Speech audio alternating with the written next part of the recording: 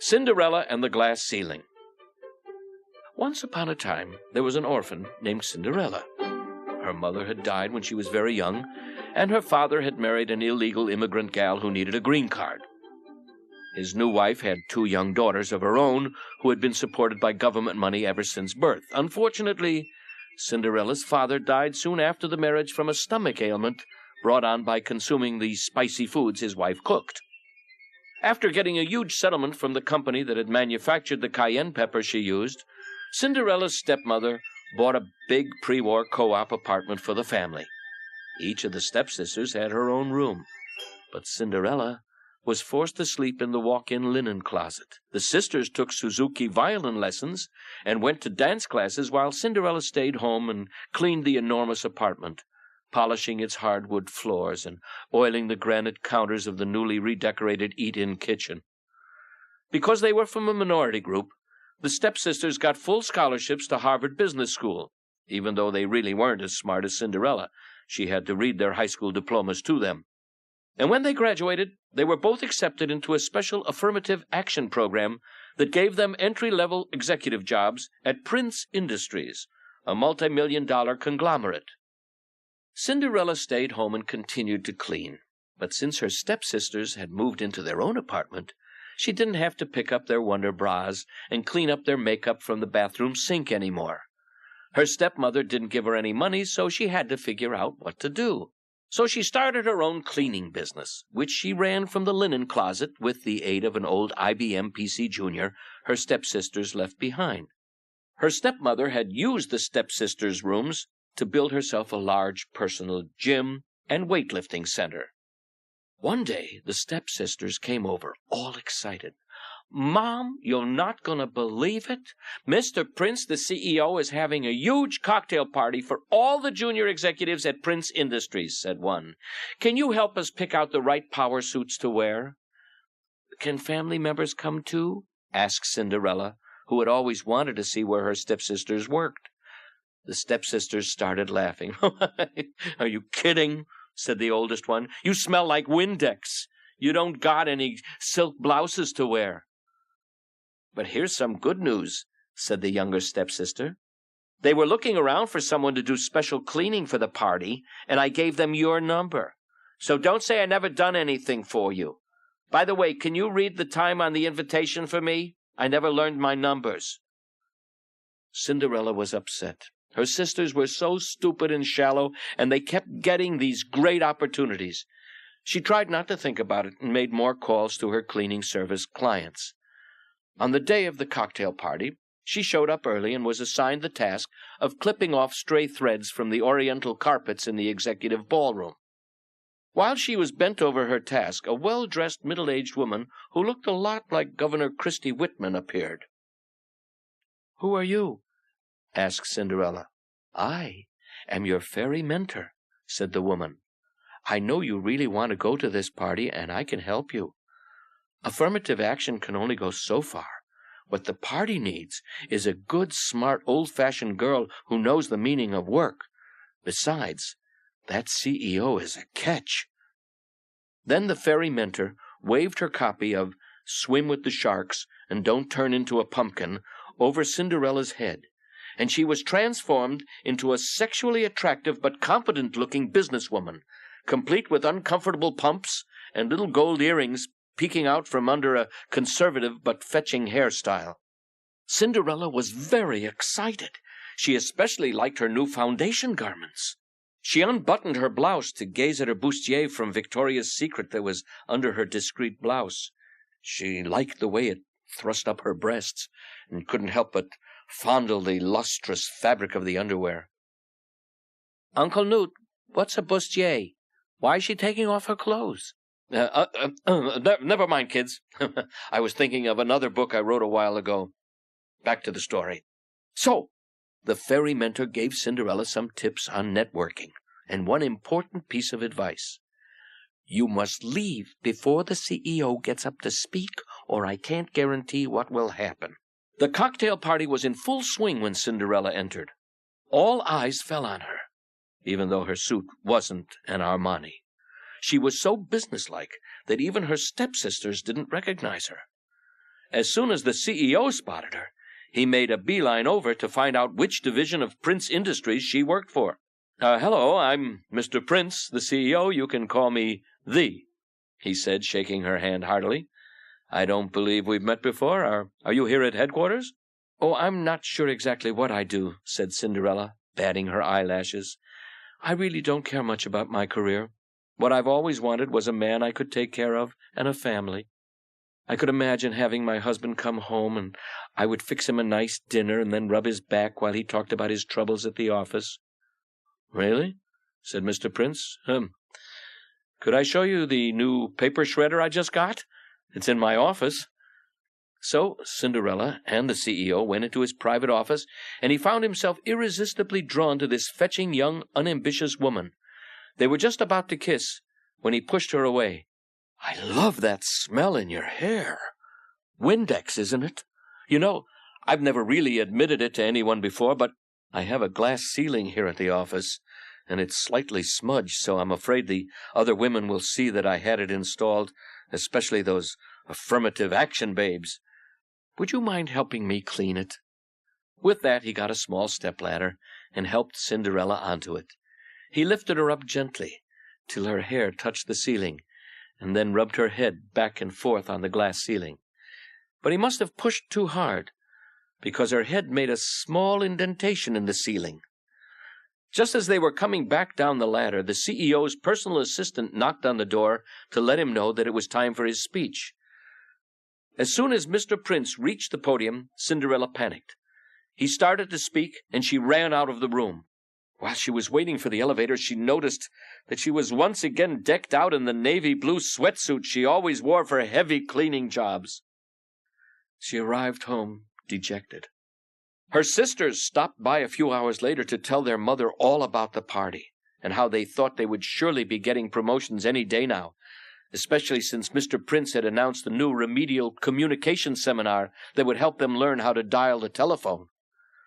Meanwhile, Mr. Prince, the CEO, could hardly sleep that night. No one had ever run out on a speech of his, especially an employee. When he came into the office the next day, he looked up and saw that his ceiling had been damaged. Angry, he wrote a memo ordering every woman in the company to come to his office. He wanted to find and fire the woman who had made a dent in his glass ceiling. One by one, the well-coiffed female executives ascended a ladder, but none of their heads fit the indentation.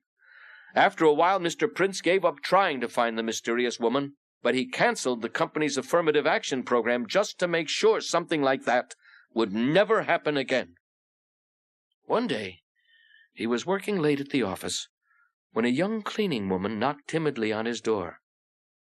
It was Cinderella, who had gotten a contract to clean Prince Industries' offices. The CEO hardly looked up as she came in to empty his wastebasket, but a familiar smell aroused him. "Windex?" he said. "Could it be? Is it really you?" He grabbed Cinderella and hoisted her up by her ankles. From below, he could see that her head fit the ceiling indentation perfectly. "Yes, I'm the one who messed up your ceiling," cried Cinderella. "I promise I'll pay for it, if you'll let me keep my job cleaning your office." "But you're the only woman who ever almost went through the glass ceiling here," said Mr. Prince, his eyes misting up. "Why, I should promote you to executive vice president. I should give you a corner office." Cinderella continued crying. "I don't want that. I just want to be a wife and a mother." And you can be. If you promise not to sue me for sexual harassment for touching your ankles, I'll make you my wife. You are the most beautiful and compliant woman I've ever met. I promise after we're married, you'll never have to work again. Of course, you wouldn't be able to work here anyway, since we have anti-nepotism rules." So, Cinderella married the prince. He had a new safety glass ceiling installed in his office, and they lived happily ever after.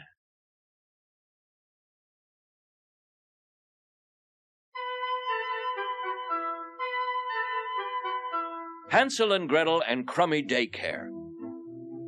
There once were two children named Hansel and Gretel who had what liberals used to call working parents.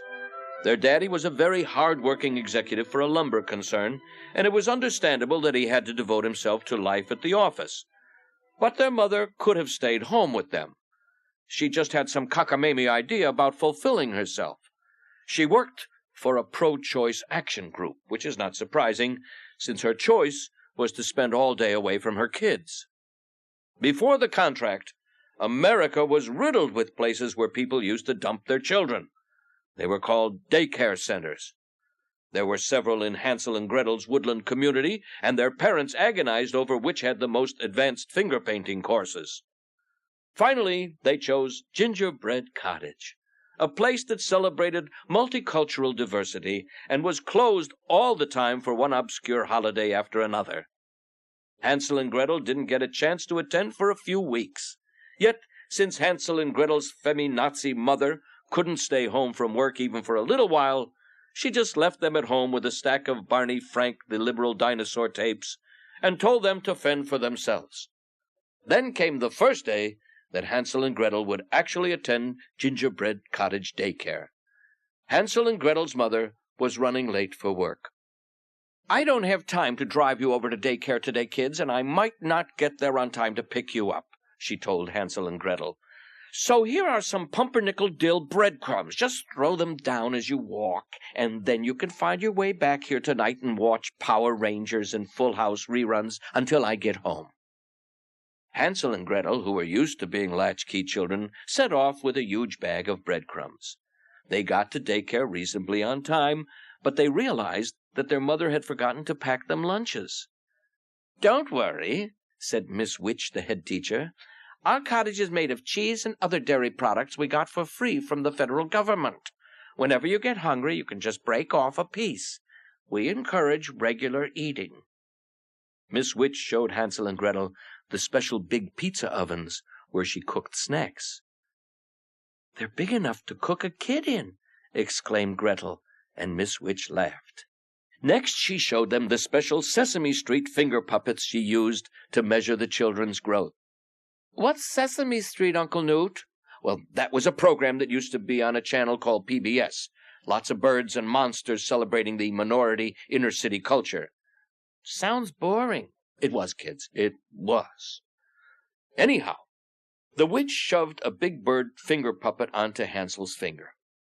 "When your finger is too fat to fit in this puppet, it's time for you to leave us," said Miss Witch. She told Hansel and Gretel that the teachers had special feasts every few weeks to celebrate how nutritionally enhanced the child had become.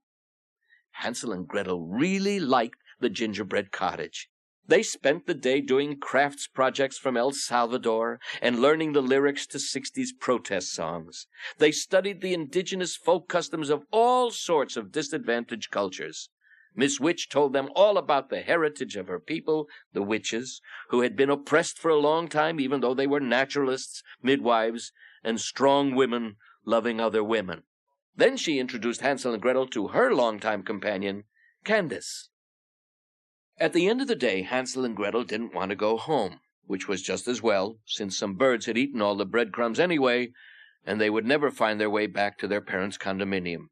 Their mother wasn't surprised when they weren't home. She'd been hoping all along that they would go off and find their own apartment. After a while, she forgot that she had even had children. Now she had more time to work and could go on Caribbean vacations with her husband. After a month, Miss Witch and Candace cooked Hansel Cajun style. Then a week later, they experimented with a Thai recipe for Gretel.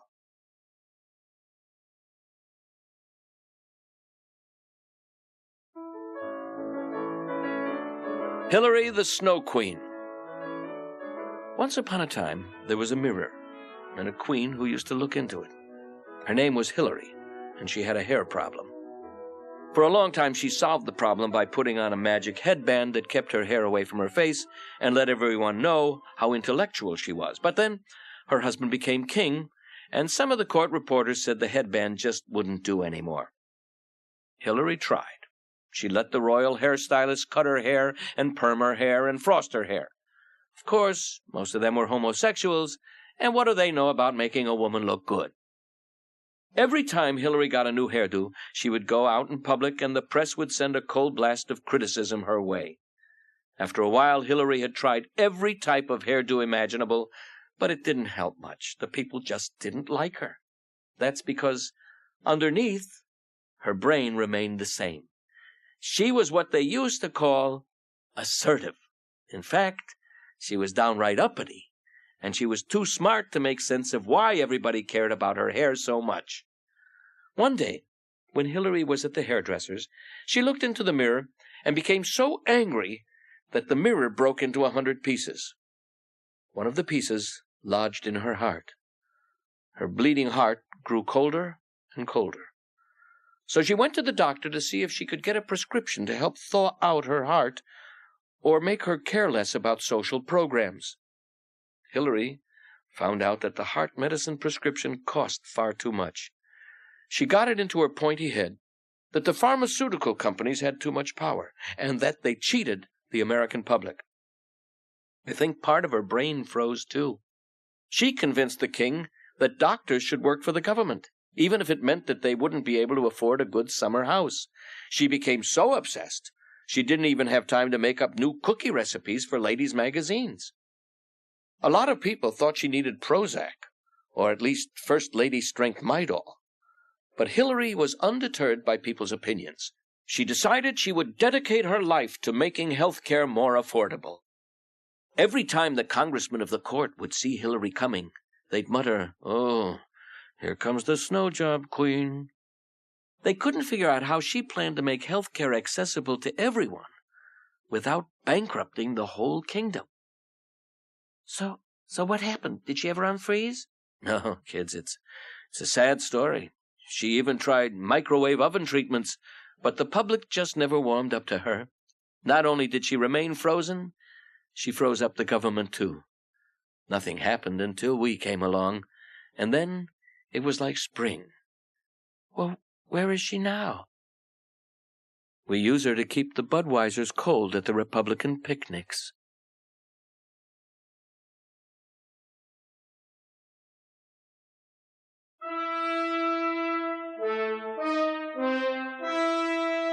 Jack and the Bean Counters.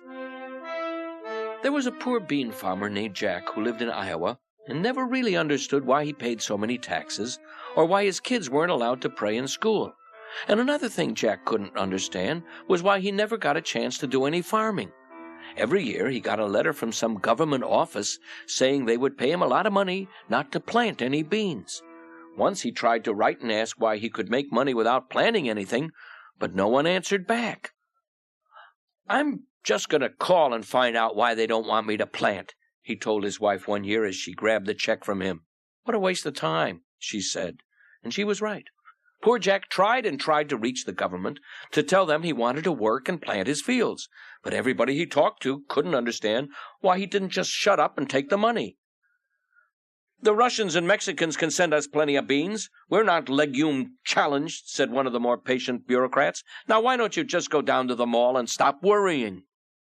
But Jack wanted to have something to do. So one night he took out a packet of beans, and using the ornamental hoe paperweight his wife had given him from the Sharper Image catalog, he tilled a tiny patch of ground outside his window and dumped the seeds into the ground. The next day, Jack's wife woke him up screaming. "Now see what you've done," said she. "You've gone and done some planting, haven't you? And now the government won't take care of us any more." The beans had sprouted into a magnificent beanstalk reaching all the way up to the ozone layer. In fact, some kindly local official had already installed blinking red lights toward the top to prevent aircraft collisions. "But, dear, can't you see? You're looking out the window of opportunity," said Jack, gazing out at his super crop. "I'm going to climb that stalk and see what's up in the sky." After calling NASA and getting the proper clearances, which took 3 weeks, Jack began to climb up to the land of big, big government. No wonder it took so long for mail to reach him from there. No wonder his phone calls went for the most part unanswered. Big, big government was a long, long way up, a kind of pie-in-the-sky place far removed from the little people. Everything up there was giant and hard to get into, and there was a beltway around the city where the residents traveled round and around in foreign cars all day. Jack came to a giant white house, like a palace really, and he knew that was where the head giant lived. There were guards all around, but he was tiny enough to slip in through a mouse hole. Well, the very first thing to greet him was a giant black and white cat. Jack thought surely that he was a goner, but then photographers arrived to do a special shoot starring the cat, and Jack ran away. He went into the first room he saw and came upon a giant golden harp. The harp was playing and singing the smuttiest songs Jack had ever heard. It made him blush to hear such dirty ditties. "Now why does the head giant keep a slutty harpy like you around?" he asked the golden instrument. "I am an artist," she replied. "I get funding from big government to sing about all my own bodily pleasures. I strip off my strings and parade around. I am officially known as a performance artist, and I've never had to work a day in my life." Just then, the whole floor of the giant White House shook, and Jack heard the mighty voice of the giant returning from another press junket. "Fee, fi, fo, fum! I smell the bull of a congressman!" "Watch out," warned the harp. "He's been really upset lately, what with the Republican freshmen suggesting that we actually try to relate to the little people. He's even worried about losing me." Then the giant entered, holding a big hen who was wearing a little T-shirt that said, "Taxes." The giant was squeezing the hen with one hand while eating French fries with another. "Lay, lady, lay, lay, goddammit!" yelled the giant. "Hey, that line might work with other girls, but not with me," huffed the hen. "You can squeeze all you want, but I don't think I have many golden eggs left in me." Golden eggs! Jack thought about how much his wife would love him if only he could bring her a golden harp and golden eggs. He vowed right then and there to steal both precious things and take them down to the world of the little people. Night came, and the giant got sleepy. From time to time, some official bean counters came in to tell him what was happening in all the big offices of big government. He ate a few more French fries, drank a few beers, and sang a few Bubba Giant songs. Then he watched as his wife, the giantess, and his daughter, the giantess Junior, appeared on CNN, getting some third world country named after themselves. Finally, the giant fell asleep. Jack crept up with a giant sack, stuffed the hen and the harp inside, and bounded down the beanstalk. At the bottom of the stalk, a crowd of well-wishers had gathered, buzzing in excitement. "You've returned our taxes," they yelled, grabbing the hen. "At last, we'll have our nest eggs back." "Who needs those leftist commie artists anyway?" they exclaimed, putting the harp to work as one of the performers at a Chuck E. Cheese pizza restaurant. Jack was ecstatic. He ran to tell his wife about his adventures in the land of big government. But when he got home, he found a note. "Dear Jack, sorry, but while you were gone, a federally funded photographer happened by.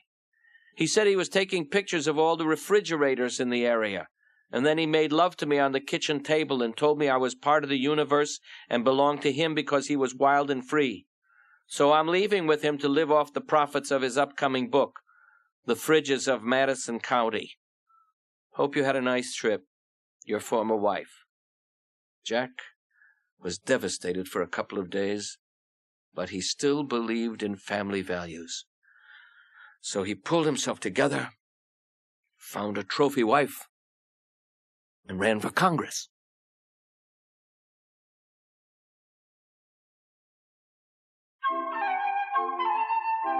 Pro Bono, the Pied Piper of Palm Springs. Long ago, when television variety series were still popular, there lived a clown named Pro Bono.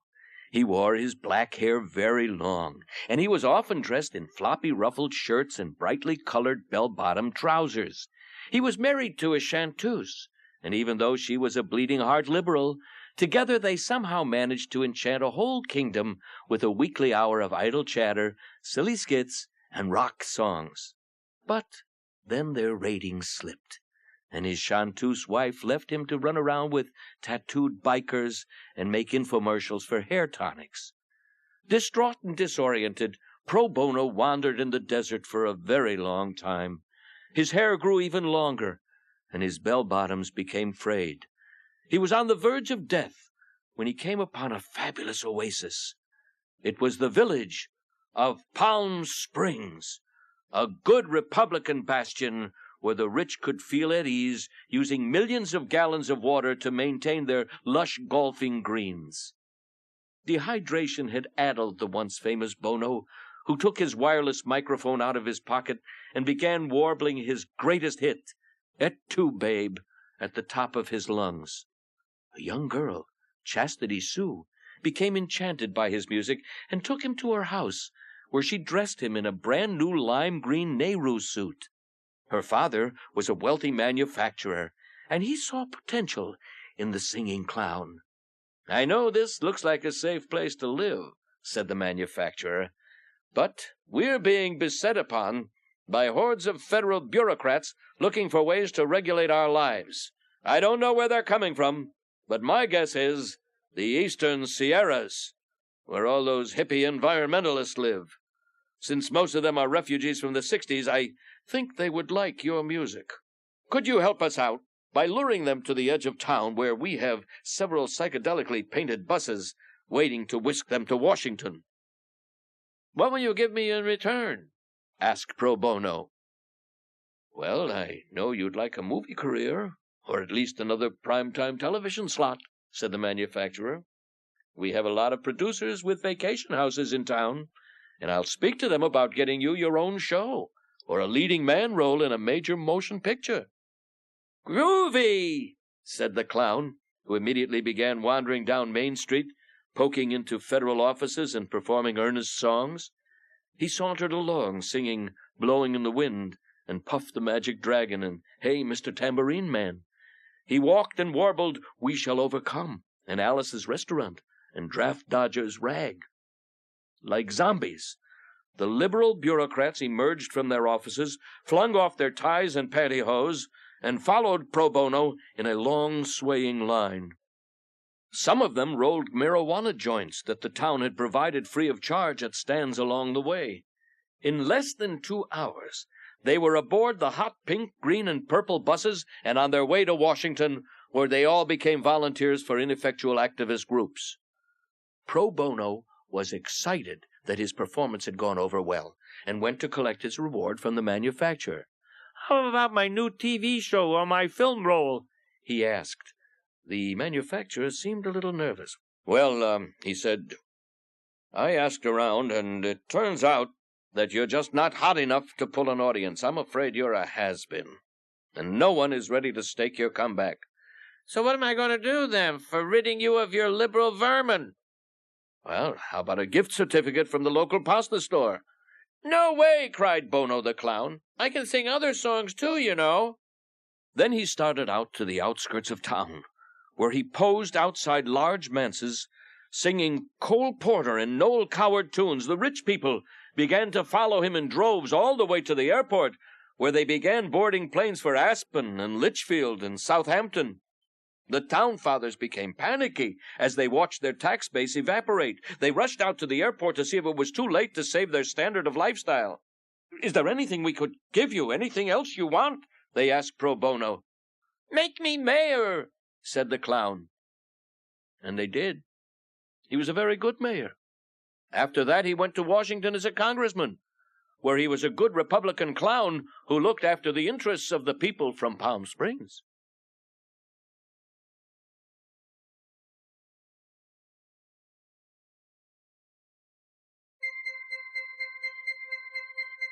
Rumpelstephanopoulos. There once was a good little Republican girl whose father's tobacco company had been driven out of business by high taxes and smoke-free environments. She was a very beautiful and enterprising girl who had studied business at Kennesaw State College and built her very own matchbook advertising empire. But the little match girl's business went the way of her father's. She could not sell any matches because there was no longer anything to light that wasn't dangerous or polluting.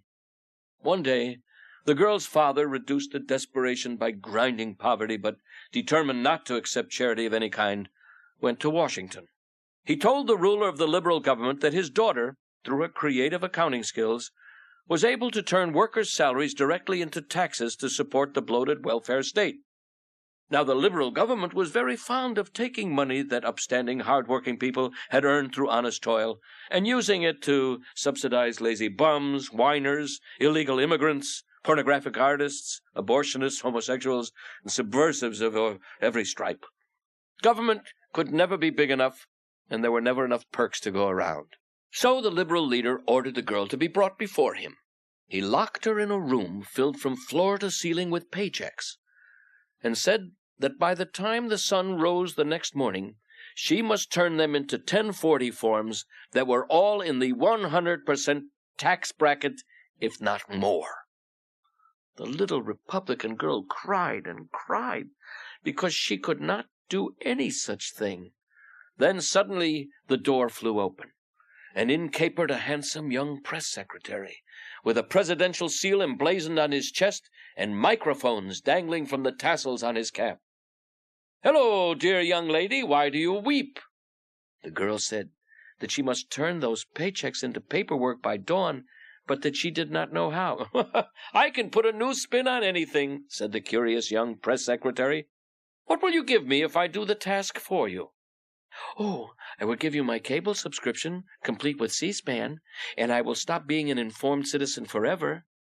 So the press secretary burrowed busily into the pile, and by morning the job was done.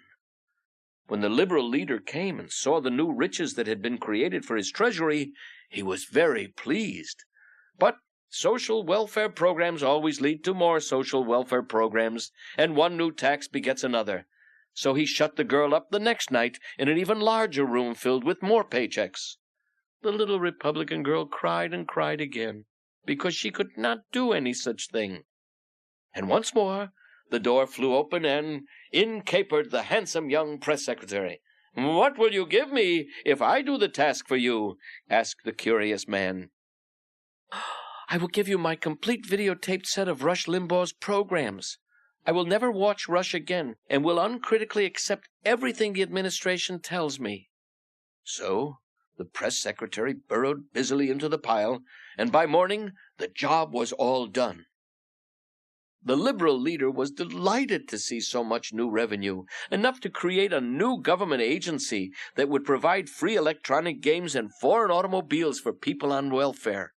But still, he was not satisfied, and he led the girl to the very largest room in the White House and said, "All this must be turned into tax forms tonight, and if you succeed, you shall be my mistress."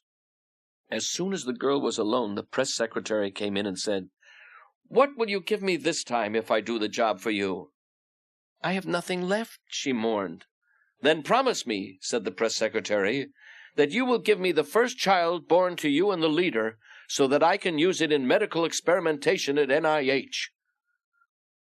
The girl had no choice, so she promised. Secretly, she thought it was a very safe promise, because her strong family values had made her vow that she would never have sex until she married her high school sweetheart from back home anyway. So once again, the press secretary turned the paychecks into IRS paperwork. When the Liberal leader arrived in the morning, he was so delighted to find enough money to create 2 new federal agencies, one that would fund solar energy research in government-subsidized coal mines, and another to pay for fancy clothes, cosmetics, and babysitting services for welfare recipients who couldn't get a date on Saturday night. That very night, the Liberal leader took the girl to a party at Senator Kennedy's house. And once she set foot on the slippery moral slope of liberalism, she soon wound up pregnant. After the baby was born, the girl was very happy for a time in spite of herself. As an unemployed, unwed mother, the Liberal government showered her with riches, which tempted her in spite of her strict moral values. But one day, the curious little press secretary came to her federally subsidized Georgetown mansion and reminded her of the promise she had made. The girl loved her young child, and she offered the press secretary anything in return: her Jaguar, her opera subscription, a position as guest host on her PBS Nature series. Finally, her tears softened his heart, and the press secretary said, "I will give you 3 days. If at the end of that time you can tell me my name, I will let you keep your child." The girl stayed awake all night, thinking of all the names she possibly could, and she sent email messages to every bulletin board in the land, hoping to discover yet other names. The next day, the press secretary came, and she began reciting Baucus, Feinstein, Bradley, Glenn, Bumpers, Heflin, Bird, Inouye, Biden, Lautenberg, Moynihan, Pryor, Nunn, Robb, Rockefeller, Simon. But to all of the names, the press secretary said, "No, that's not my name." On the second day, the press secretary came again, and once more the poor girl began to recite Abercrombie, Ackerman, Andrews, Beisler, Baldacci, Barsha, Barrett, Becerra, Bylanson, Benson, Berman, Bevel, Bishop, Bonnier, Borsky, Burton, and on and on and on and on. But to each name, the press secretary simply said, "No, that's not my name." Just before the third day dawned, the poor Republican girl was surfing the internet when a mysterious email message arrived for her, with the return address, Nixon. Prez dead. As I paced the town last night, I saw a strange little man dancing around the base of the Washington Monument, and as he danced he sang, "The babe is mine, just wait and see. She can't keep him away from me. She'll try and try, but never guess. My name's Rumpelstephanopoulos." The girl was delighted. A little later, the press secretary arrived and gleefully said, "All right now, this is your last chance. Can you tell me my name?" "Is it George McGovern?" "No, that's not my name." "Is it Adlai Stevenson?" "No, that's not my name." "Is it Rumpelstephanopoulos?" "Oh, how did you know? How did you know? Who leaked the information? Oh, Deep Throat strikes again." And the press secretary stamped away in a towering rage and was never seen again.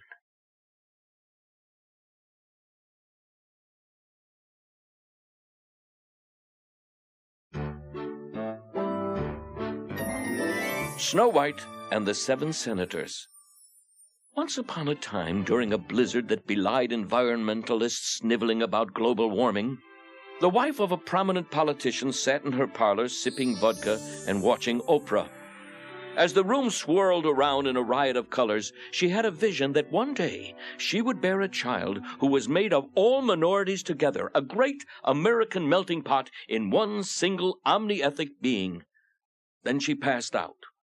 Not long afterward, the lush had a daughter. And whether because as a hippie college student she had slept with everyone in sight, because she drank during pregnancy, because prenatal testing had caused some genetic mutation, or for some other incomprehensible anti-creationist neo-Darwinian scientific claptrap reason, her child, when she was born, was indeed the perfect, multicultural infant with all races, creeds, and beliefs rolled into one.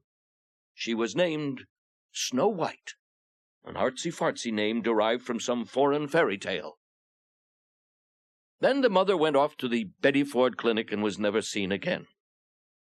The politician divorced the pathetic old drunk in absentia and married a nice new trophy wife, a former centerfold whose junior college degree in cosmetology gave her delusions of intellectual grandeur. The one-time Miss April thought she was the most beautiful gal in Washington, and because she still clung to the ambition expressed in her biography, right next to the staples, that she wanted to help people, she hoped that one day she would be appointed head of the Department of Health and Human Services. Every day, after she dropped her husband at the Capitol building, she walked over to the reflecting pool and said, "Water, water on the mall, who's the goodest of them all?" Her progressive education, of course, had taught the value of self-expression while neglecting content and basic grammar. The reflecting pool would always burble back, "You are." And of course she believed it, because she knew that nothing in Washington ever lied. But Snow White grew bigger and prettier and smarter with each passing year. In spite of daycare, television, popular music, and the educational system, she taught herself reading, writing, and arithmetic. She studied the 7 great works of conservative political theory, invested wisely in the stock market, formed a young Republican club, and went to church every Sunday. Finally, the day came when Miss April asked the reflecting pool who was the goodest of them all, And the reflecting pool replied, "It ain't you, babe." Miss April was furious.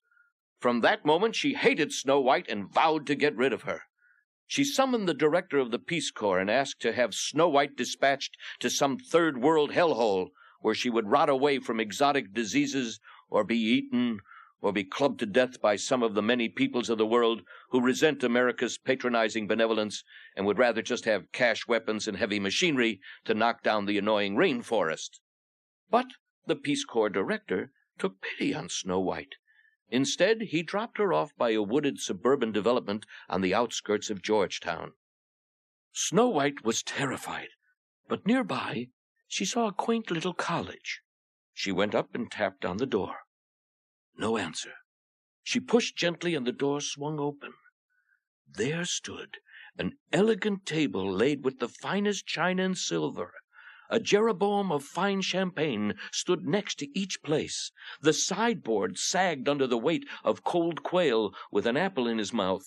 On the far side of the room were 7 little beds, each neatly made up with satin sheets. Snow White realized that she had wandered into the Democratic Senate Whoopee Committee's retreat. Snow White was so hungry and tired that she tasted the food and wine. Then she lay down on the nearest bed, but it was not quite comfortable. She tried them all, one after the other, and finally fell asleep on the 7th. When it was quite dark, the occupants of the house came home. They were 7 little liberal senators, Needy, Greedy, Healthy, Wimpy, Whiny, Lefty, and Ted, who spent their days in Washington undermining family values and tearing apart the moral fabric of society. As soon as they turned on the lights, they realized that someone had broken in. "Gee, Gordon Liddy," said one. "My damn constituents," said another. "The CIA," said a third. "I caught her first. She's mine," said Ted, who had spotted Snow White in his bed. The next morning, the senators told Snow White that if she washed, cooked, cleaned, mended their clothes, made their beds, and did, perhaps a few other things, they would support her completely at taxpayers' expense, perhaps through a hefty grant from the National Endowment for the Humanities. "We're human, aren't we?" said Needy. "Almost," Snow White agreed. Every morning, the 7 senators went off to dig for gold in Capitol Hill. As they left Snow White, they warned her that she should not open the door for anyone, not for Miss April, who was still out to get her, or for members of the press, who were out to get everyone else. And indeed, Miss April had gone back to the reflecting pool in triumph after ridding herself of Snow White, and asked, "Water, water on the mole, who's the goodest of them all?" And the pool told her. So Miss April used her husband's influence, and the FBI and CIA and ATF combed the world and tapped every phone and opened every envelope and spied on every citizen until they discovered the whereabouts of Snow White. Then Miss April disguised herself as a humble, hard-working, quaint peddler, selling organically grown produce to yuppies from the back of a pickup truck. "How about an apple, dearie?" she said when Snow White opened the door. "No alar." But Snow White hesitated. She had mixed feelings about street vendors. Though they were admirably enterprising, they had an unfair advantage over store owners who paid rent, utilities, insurance, and other overhead. "You know what they say, dearie," the cunning Miss April said, changing her patter to appeal to the conservative young woman. "An apple a day keeps the doctor away. Apples are like medicine. Therefore, every apple you buy helps the pharmaceutical industry and will also aid in the fight against healthcare reform." This pitch convinced Snow White that the aging hippie vendor really had her heart in the right place. So she took the apple, bit into it, and promptly fell down dead. When the senators returned home and found Snow White's corpse, they were very upset. Through a group of leftist scientists who had been leaking national secrets to the Russians for many years under the guise of intellectual sharing in the world scientific community, they contacted the now unemployed Russian embalmers who had preserved Lenin under glass. They pumped Snow White full of preservatives, pickled her in fungicides, and applied a thin coating of lifelike cosmetics. Then the senators checked Snow White into the finest medical center in America, where she was hooked up to the most expensive life support systems imaginable, and said that she was just in a permanent vegetative state. With diabolical liberal guile, the senators next petitioned to have her disconnected so that she could die with dignity, which aroused all right-thinking Americans to rally to Snow White's defense. A dead body was thus kept on life support for 6 years at taxpayers' expense, the ultimate liberal health care dream. In the end, the senators were so inspired by their success that they nominated Snow White as the first female presidential candidate. There were, after all, several precedents for electing virtually lifeless presidents and allowing them to serve out full terms. Moreover, an electoral campaign would be much easier to run if the candidate herself did not interfere with party policy. Snow White won by a landslide.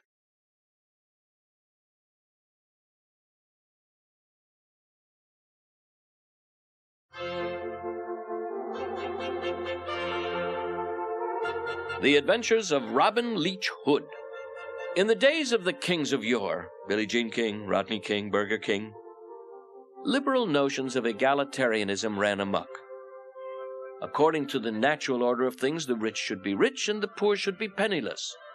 If the good Lord intended the poor to have money, one profound thinker of the time remarked, he would have given them inheritances. Robin Leach Hood was an investment banker who lived in Sherwood Mews, a luxury community for the rich and the famous. Robin's creative manipulation of the market netted him and a few preferred clients enormous and well-deserved sums of money that enabled them to appreciate the natural wonders of this world to the fullest possible extent. Then one day, Charles F. Nottingham, an auditor with the IRS, questioned Robin's methods of calculating his taxes and put a crimp in his lifestyle by throwing him in prison. In prison, Robin did not meet the murderers, thieves, and rapists he expected. They'd all been acquitted, pardoned, or paroled because they were insane. He didn't know he was strangling the old lady. He thought he was squeezing a grapefruit. Socially disadvantaged, the other guy had money in his wallet, and he didn't. Or represented by a slippery lawyer. The poor deserve free counsel while the middle class has to pay.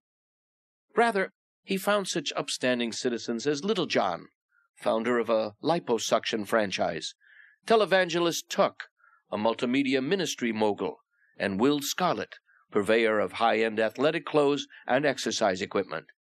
It was, to tell the truth, a minimum-security white-collar prison.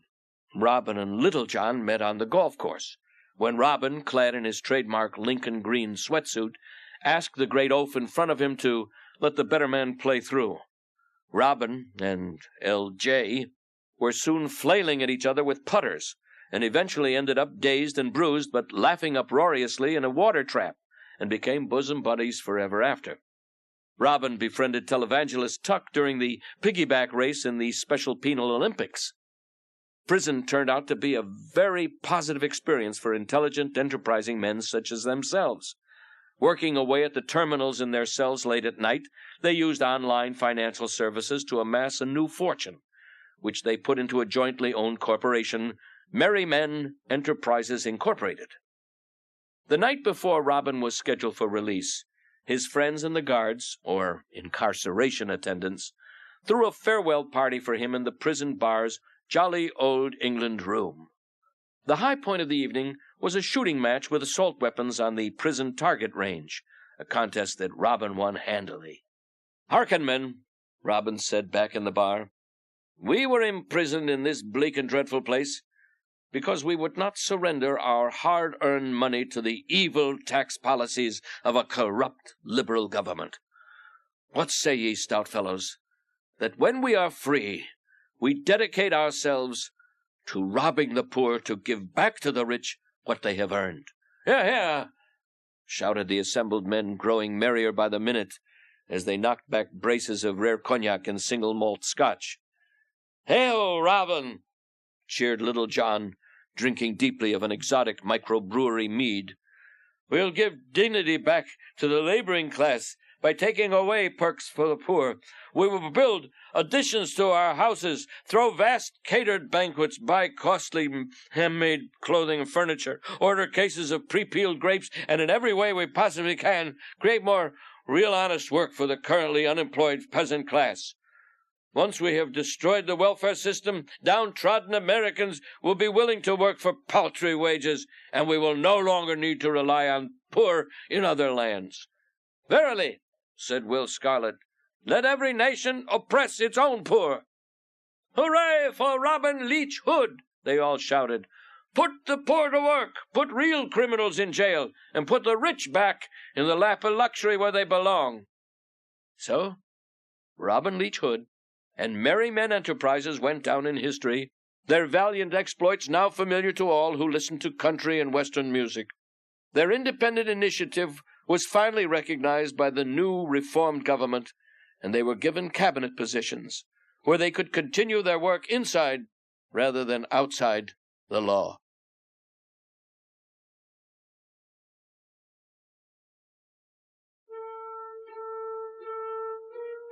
The Gingerbread Delinquent. Once upon a time, there was a little old woman and a little old man, and they lived by themselves in a little old slum. They had no little boys and no little girls and no family values at all. One day, the little old lady made a gingerbread boy, just because she thought having a child would be nice and might affirm her female identity, heedless of the responsibility that goes along with bringing new life into the world, even life that consists of mere dough. The little old woman and the little old man mindlessly decorated the gingerbread boy with advantages they could not afford. They bought him everything he wanted: candy, designer clothes, electronic games, tapes and CDs. Then they popped him into the local godless public school and hoped it would turn him into a successful citizen. One day, the little old woman and the little old man went to pick up their gingerbread son at school. When they opened the door, he popped out and ran down the street, laughing and shouting, "Run, run, as fast as you can can't catch me, I'm the cool GB man," and they could not catch him. The gingerbread boy ran on, and as he needed money to support his drug habit and extravagant tastes, he soon robbed a milk delivery truck. "Stop, little gingerbread boy," said the milkman. "Come back here, you thief!" But the little gingerbread boy only laughed and said, "Run, run, as fast as you can't catch me, I'm the cool GB man." And the milkman could not catch him. The little gingerbread boy ran on, knocking over banks, drugstores, and racetracks, leaving a trail of wanton crime and destruction in his wake, for he had never learned the difference between right and wrong, or the sacred value of private property. "Stop, little gingerbread boy," the security guard and police all called after him, "or we'll blast you into a pile of crumbs." But the little gingerbread boy only laughed and said, "Run, run, as fast as you can't catch me, I'm the cool GB man." And all the security guards and police could not catch him. Eventually, the recipe for the gingerbread boy appeared on America's Most Wanted. Then everybody was after the baked fugitive variously known as the chewy offender, or the mafiosa mouthful, or the cookie kingpin of crime. But the little gingerbread boy called into the show and gloated, "Run, run, as fast as you can't catch me, I'm the cool GB man." And America's Most Wanted could not catch him. One day, the little gingerbread boy came to the Potomac River, where he spent a leisurely afternoon robbing tourists of their wallets and jewelry. Suddenly, he noticed House Judiciary Committee Chairman Henry Hyde sitting on a bench, watching him. The little gingerbread boy laughed at Hyde and said, "Run, run, as fast as you can't catch me, I'm the cool GB man." "Why," said the crafty Hyde, "I wouldn't dream of catching you. I want to help you." "Help me?" said the gingerbread boy. "How can you help me?" "Well," said the vulpine representative, "I want to build more prisons. I think you could be of service." "Why would I want to help you build more prisons?" "More cells mean fewer crooks on the streets," said the crafty congressman. "And that, of course, means less competition for you. Get into my limo and we'll discuss it." Said the boy, climbing gingerly onto the back seat. "And a smart cookie like you surely knows there's a fortune to be made in kickbacks on government construction projects." Hyde grinned, showing his big, sharp teeth. "You're right," said the gingerbread boy, moving closer. "Let's go." The limo whisked them off to a big fundraising event. A banner over the ballroom door said, "Take a bite out of crime." The foxy Hyde took the gingerbread boy up to the stage, pounded his gavel, and shouted, "All right, the anti-crime auction is now open. All proceeds to go to the new prison building fund. What will you bid for pieces of this delicious gingerbread boy?" The bidding went on fast and furious all afternoon. "Oh, no," said the little gingerbread boy as the total passed the $1 million mark. "I'm half gone." An hour later, as the fund reached $3 million, he said, "Oh, no, I'm 3/4 gone." And by the time the bidding was over, and the full total for a brand-new correctional facility had been raised, the little gingerbread boy was completely silent.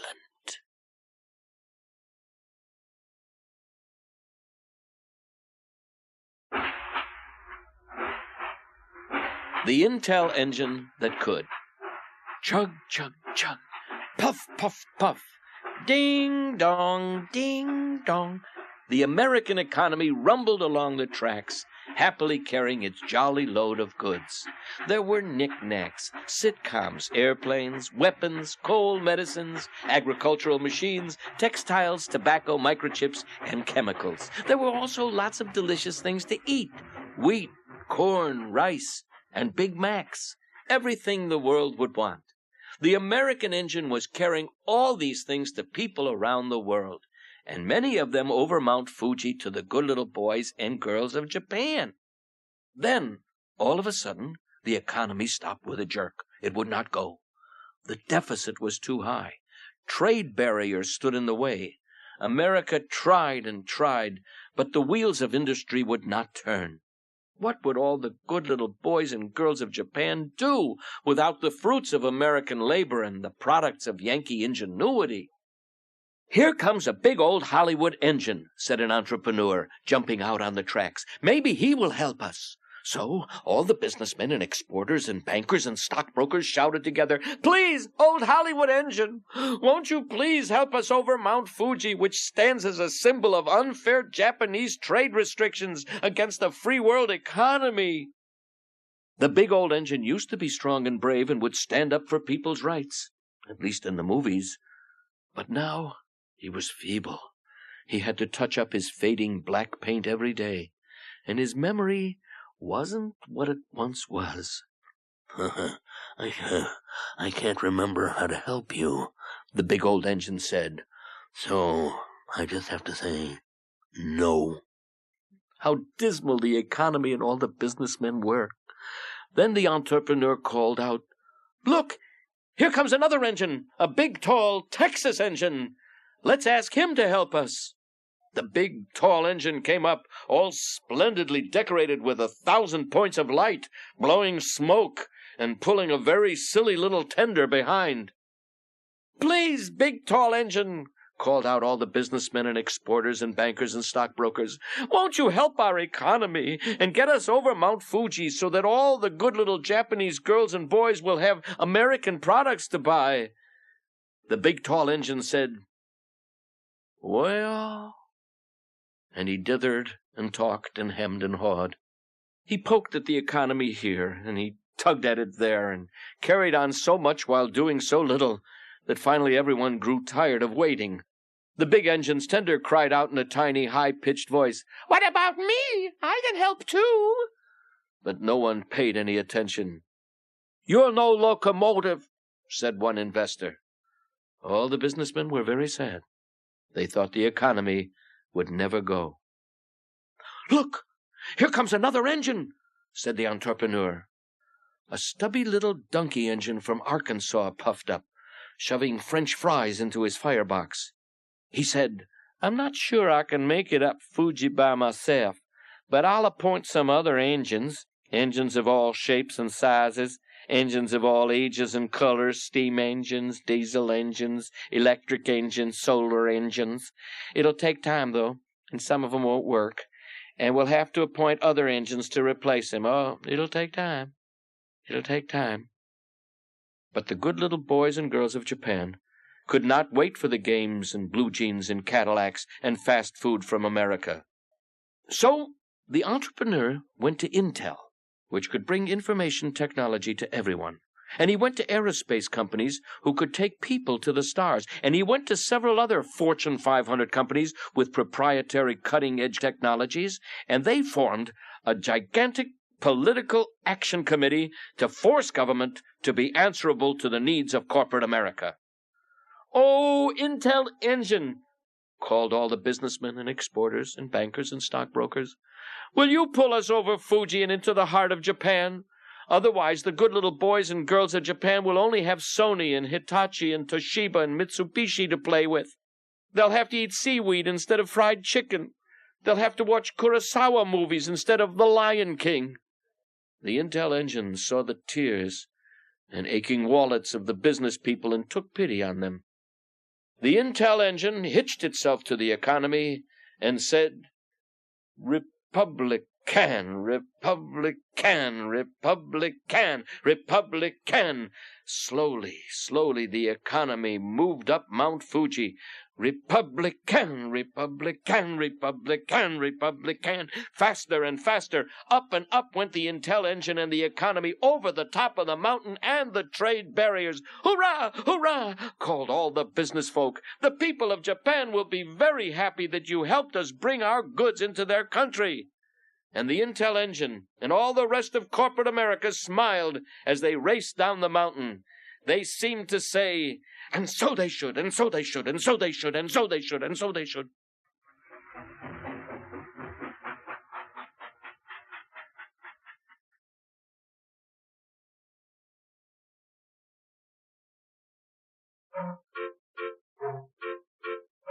The Princess and the Peanut. Once upon a time, there was a big law firm that specialized in product liability litigation. The firm sued everyone in sight.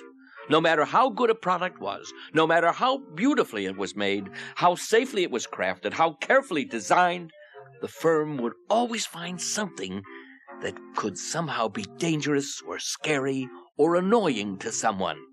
Then the firm would sue the manufacturer and win lots of money. The lawyers were very happy. They felt that they were making the world safe. They were also getting very rich by defending the poor and downtrodden, but they deserved it. They sat in their castles, sipping their cognac and smoking their cigars, thinking about how much good they were doing. One day, the senior partner of the firm decided that they needed a new partner, but he insisted that she had to be a real princess, just to maintain the multicultural, gender-balanced, socio-economically homogenized mix required if they ever wanted to do any juicy federal litigation. Lawyers applied for the job by the dozens. Mean lawyers, greedy lawyers, brilliant lawyers whose minds had been hopelessly warped by the modern legal climate. Some of them had sued their own parents for raising them to be ruthless lawyers and social outcasts. One had sued herself and won, and now was suing herself again for incompetence because she had also lost. Several sued the law firm for discrimination after they were turned down for the partnership, but the senior partner could not be sure that any of them was a real princess. One stormy night, another candidate arrived. Her makeup streamed down her face in the rain. Defective merchandise seeped into her eyes. Pain and suffering dripped onto her clothes. Personal property damage. She said she was the princess to end all princesses.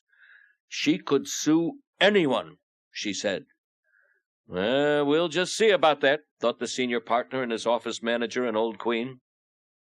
What's the greatest challenge? Who's the most perfect, unassailable person imaginable? Jimmy Carter may have been an ineffectual president, but since leaving office he had grown so spectacularly good, with his houses for the poor, his poetry, his great big warm smile, and mediating abilities that could charm the most belligerently inclined third-world terrorists into sitting down for a friendly chat, that no one but a supreme princess of litigation could possibly manage to sue him. "Nail Jimmy Carter," said the senior partner. So the princess went to see Jimmy Carter. She said that she was very poor, that she came from a far-off land so disadvantaged that cartographers would not put it on maps.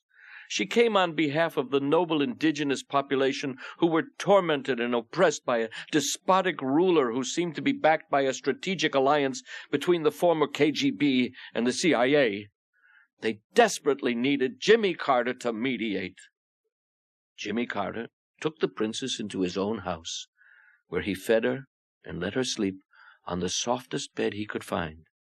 He piled 20 mattresses and 20 feather beds on top of each other to make sure that this persecuted soul would have a little rest at last. But under the bottom mattress lay a single peanut that a sharecropper's child had hidden there for his dinner. In the morning, the princess woke in a towering rage. When Jimmy Carter humbly came to serve her breakfast with his own hands, she demanded, "How do you expect me to sleep in a dump like this? I was scared to death I was going to topple off this pile of bedding and kill myself. And this mattress, I don't know what's in it, but I'm sure I have several broken bones and have suffered permanent internal injuries. I'll see you in court." Even with a jury, the firm succeeded in reducing the goodly former president to abject poverty and disgrace. The princess was made a full partner, and the peanut can now be seen in a glass case in the lobby of the local bar association.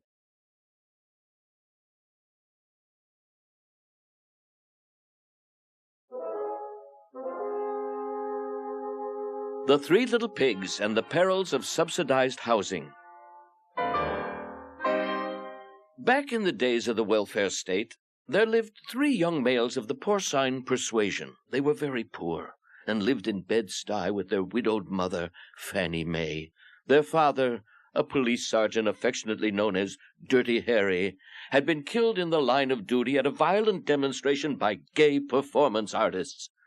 Harry's assassins only served a few years in the state pen, where they earned law degrees at taxpayers' expense. Upon release, they joined an environmental law firm. One day, the little pigs were stretched out on the living room couch watching Murphy Brown reruns. Fanny May, who had always been ashamed that her boys were raised on government funds, said, "Your father was an honest working man. I didn't raise you to be lazy bores. Go out into the world and bring home the bacon yourselves." So the little pigs left home to seek their fortunes through the sweat of their brows. But the road to financial success was a dangerous route in those times, because the liberal agenda laid many perils before swine. "Dad always said the future was in real estate," said the first little pig, who headed over to the Federal Goody Two-Shoes Bureau, where he met with his funding counselor, Mr. Wolf. "I want to build tract housing out of straw," the little pig said. "Straw?" replied Mr. Wolf. "That's fabulous. We have farm subsidies for surplus grain, and we can subsidize you for reducing the surplus. Now, how else can we give you money?" The little pig rubbed his chinny chin. "I don't know. I don't think I deserve any." Of course you do. Of course you do," exclaimed the bleeding heart carnivore. "How about affirmative action? I can't ask your ethnic affiliation, but if you tell me, I will hear." "Pork, the other white meat." "Oh, a minority. That's good. Let's see how minor you can be. The fewer you are, the more you get." "Well, that doesn't seem fair," said the little pig. "Fair? Fair? We are always fair, no matter how much it costs, no matter whose rights get trampled during the transition to utter equality, regardless of everything. Of course, the majority is not a minority, so most people get nothing, while crackpots, weirdos, criminals, and misfits, people of individualized lifestyles, as we call them, get it all. That may seem confusing, but if you work for big government long enough, it begins to make sense." Mr. Wolf began showering forms and applications on the little pig right and left. Small business loan forms, affirmative action forms, perks for porks, NEA grants for building a sculptural straw structure, health benefits, maternity leave applications, just in case. In the end, the first little pig was crushed to death under the weight of big government and its misguided benevolence. "Oh," said Mr. Wolf. Then the guilty lupine liberal called the EPA and USDA to help clean up the mess, declared his office a Superfund site, and invited some Democratic senators over for a barbecue. Because he had handled the situation with such finesse, Mr. Wolf was promoted to assistant deputy to the assistant commissioner of the Bureau of Housing Inspection.